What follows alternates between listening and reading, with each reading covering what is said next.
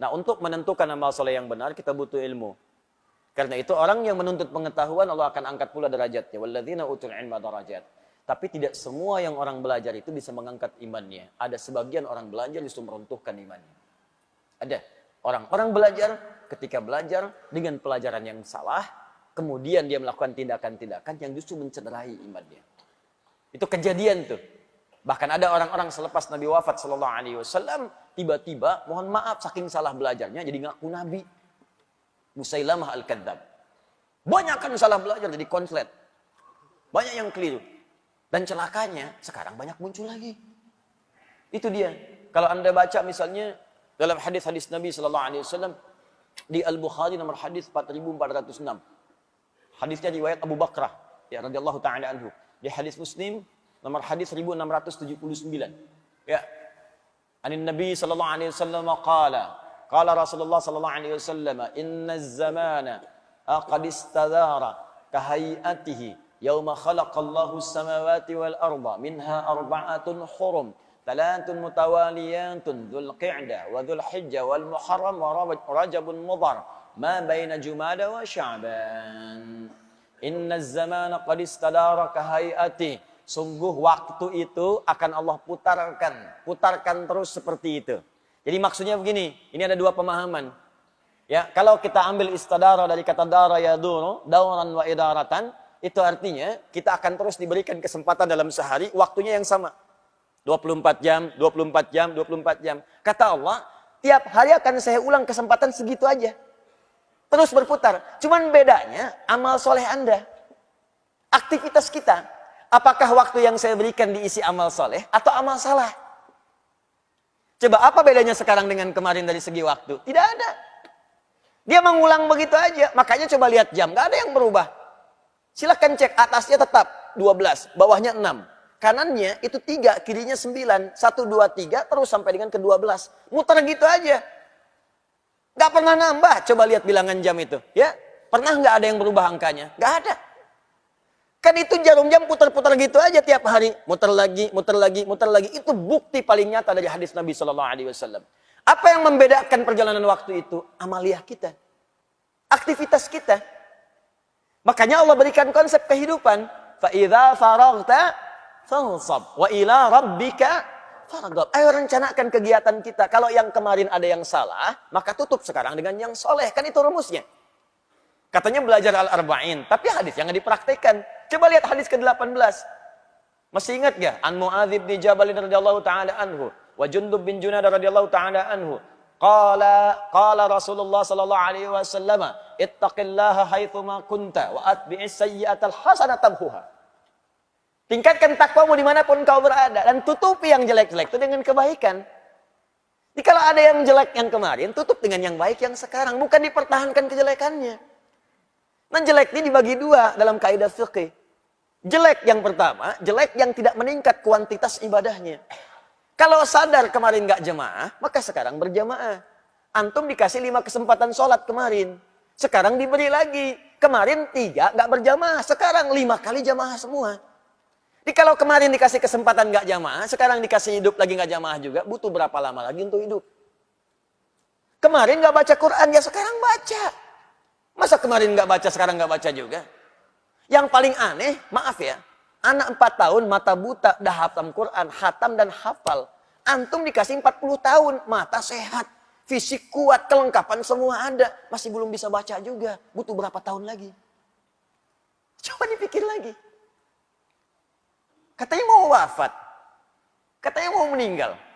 Yakin akan pulang, tapi bekal gak pernah dikumpulkan. Apa gak malu pulang menghadap Allah? Coba pikirkan lagi gitu. Mau cari dunia sebanyak apa? Saya kasih tahu ya, kalau bukan dunia yang tinggalkan antum duluan, antum yang meninggalkan dunia duluan. Pulang antum. Nggak usah jauh-jauh lah. Kemarin Allah kasih sedikit aja gempa 7,4 skala Richter itu.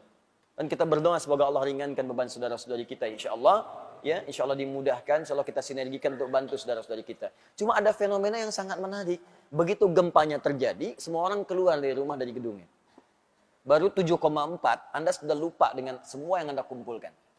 Anda kerjakan siang malam tuh, berangkat kadang gelap sebelum subuh, pulang-pulang tengah malam.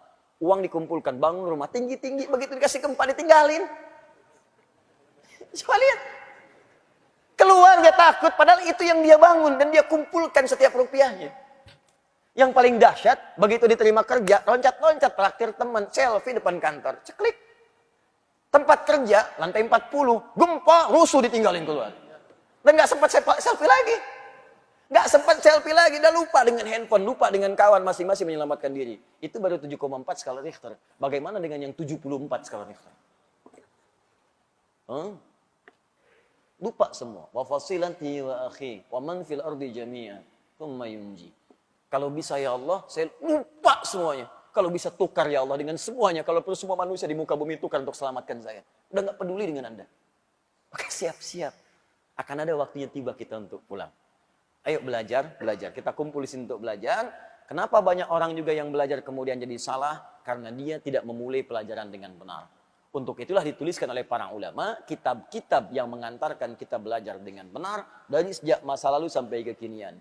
Imam Al-Bukhari menulis kitab Adabul Mufrad. Imam An-Nawawi menulis At-Tibyan fi Adab Hawalatil Quran. Syekh Muhammad Hashim bin Ash'ari menulis kitab Adabul Alim wal Muta'allim. Dan kita telah sampai sekarang di halaman yang ke-13-nya insyaallah.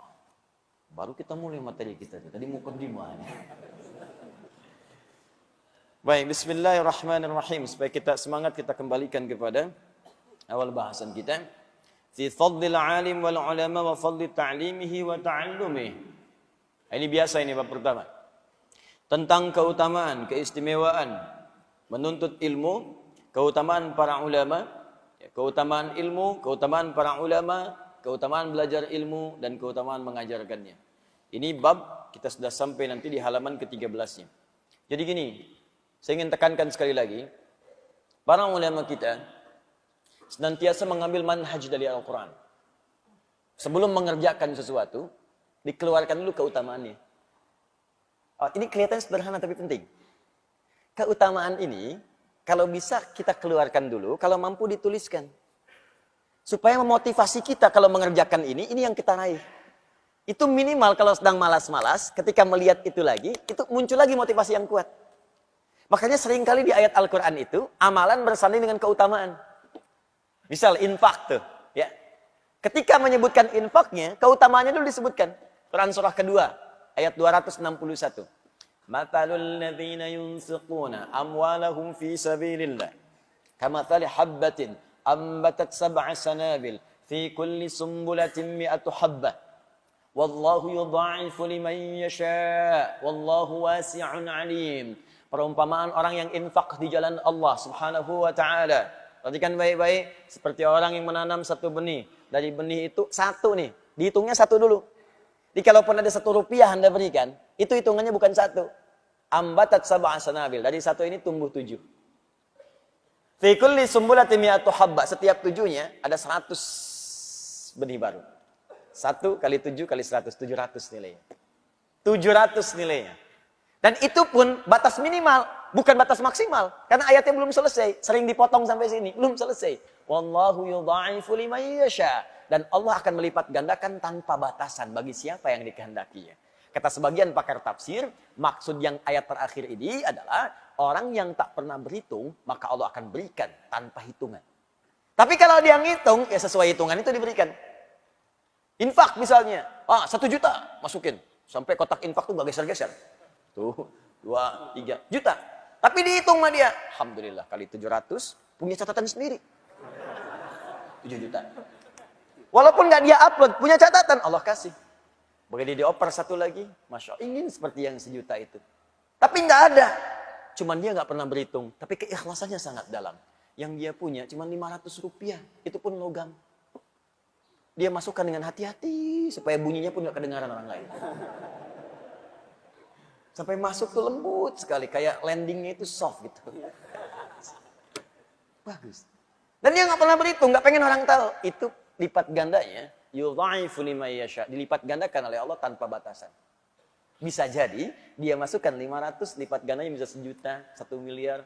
1 triliun. Dan sebagainya. Allah Ta'ala ada. Nah kenapa dimasukkan itu? Banyak nanti keutamaan istighfar. Rajin istighfar bisa dapat surga seluas langit dan bumi.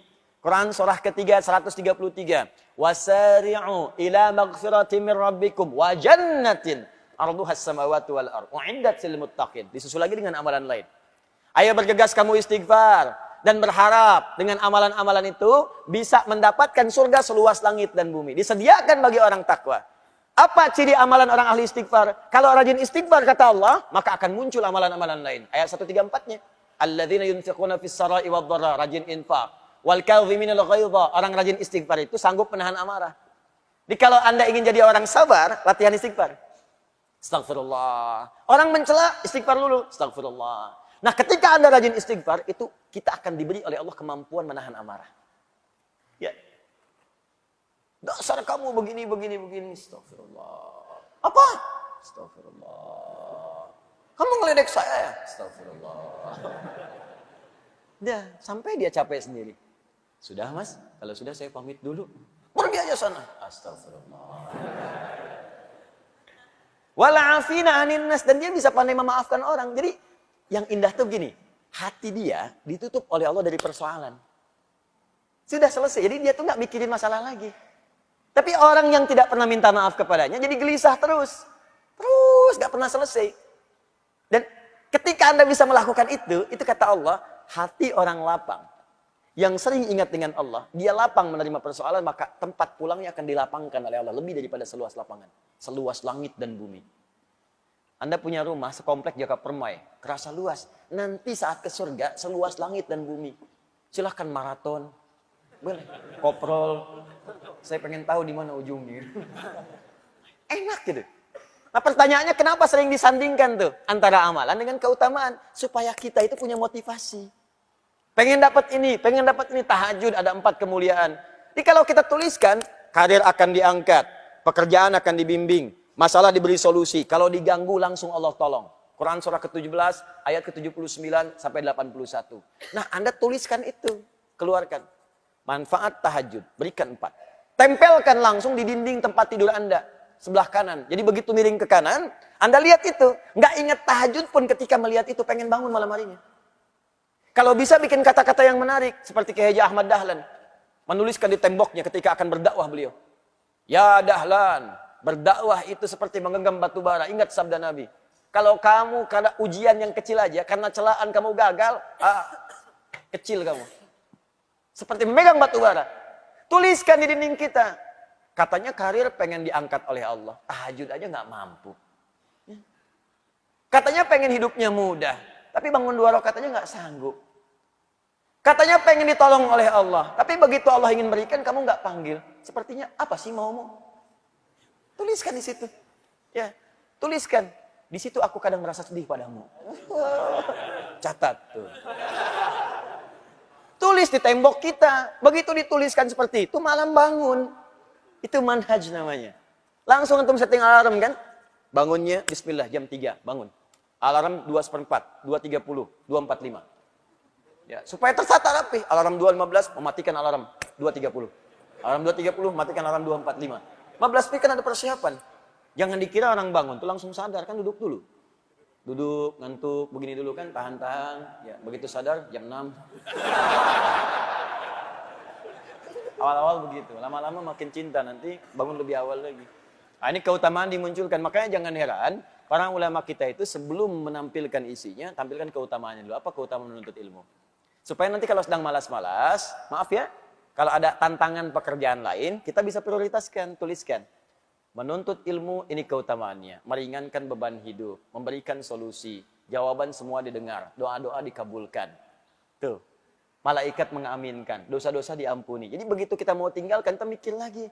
Duh, jangan-jangan kalau saya pergi ke mall tinggalkan taklim, saya meninggal di mall, dosa belum diampuni. Saya udahlah ke taklim dulu aja. Mall bisa besok lagi. Datang dia. Jelas ya? Apa di antara keutamaannya? Mari kita tuliskan. Bismillahirrahmanirrahim. Kita masuk halaman 13-nya. Saya mulai dari paragraf kemarin yang belum berakhir sepenuhnya.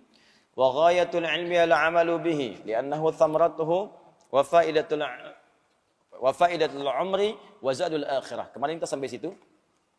Wa ghayatul ilmi, dan tujuan dari ilmu itu, kalau kita belajar pengetahuan, al-'amalu bihi, yaitu mengamalkannya. Dimohon izin, kemarin saya tegaskan, ilmu dengan amal nggak bisa dipisahkan. Justru ilmu itu akan mulai mendapatkan pahala melimpah ketika diamalkan.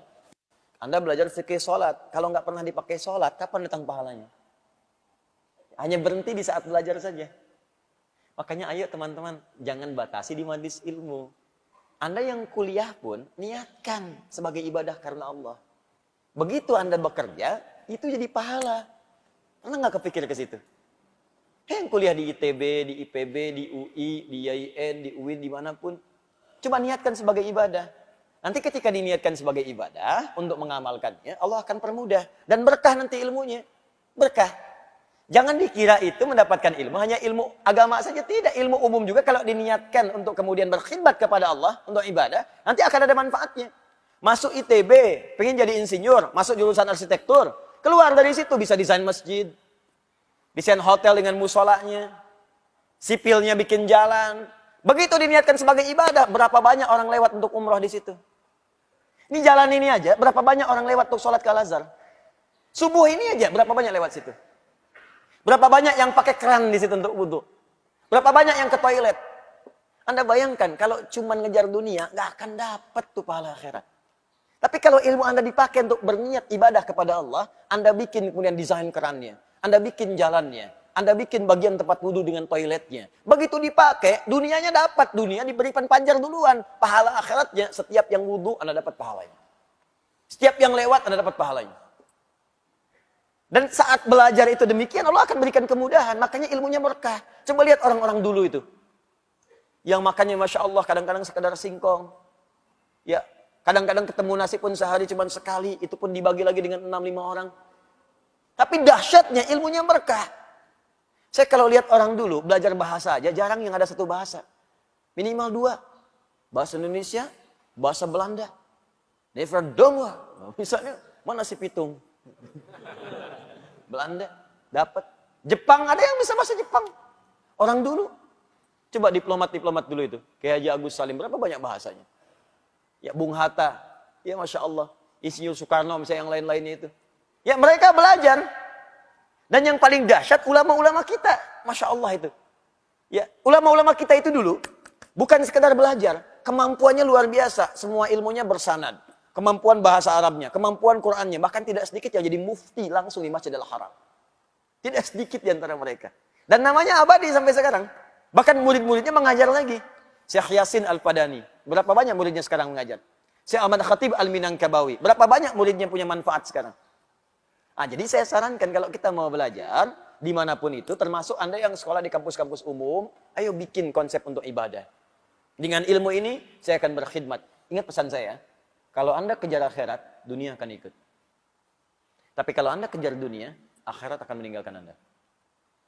Kita kesini untuk ibadah. Sholat, taklim. Dunia ikut.